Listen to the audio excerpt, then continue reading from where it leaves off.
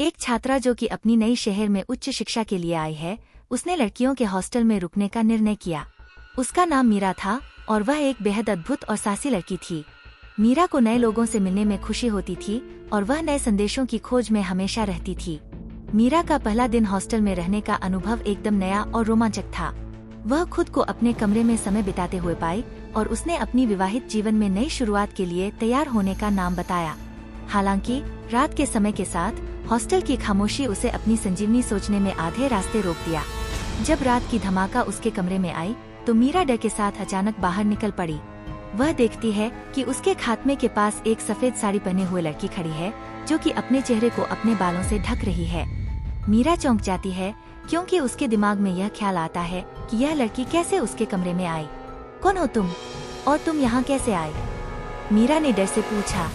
सफेद साड़ी पहने हुए लड़की ने धीरे से उत्तर दिया, ओ मैं तुम्हारी मदद के लिए यहाँ आई हूँ। मुझे तुम्हें कुछ अहम सूचनाएं देनी है।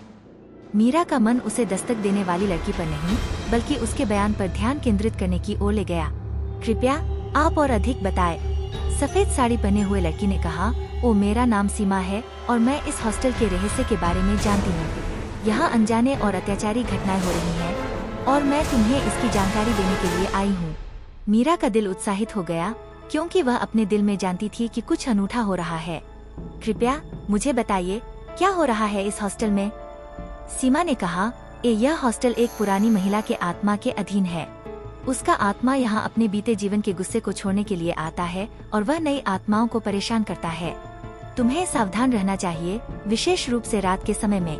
मीरा को सीमा के शब्दों पर ध्यान देने के लिए धन्यवाद दिया और फिर दोनों मिलकर इस हॉस्टल के रहस्य को हल करने का निश्चय किया।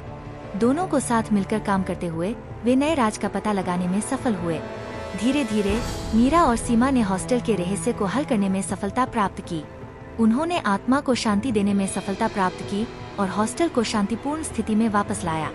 इस अनूठे अनुभव के बाद मीरा और सीमा एक दूसरे के बन गए और साथ में हर मुश्किल का सामना करने के लिए तैयार रहे। उनकी यह दोस्ती और साहस किसी भी मुश्किल को पार करने में मददगार साबित होती रही।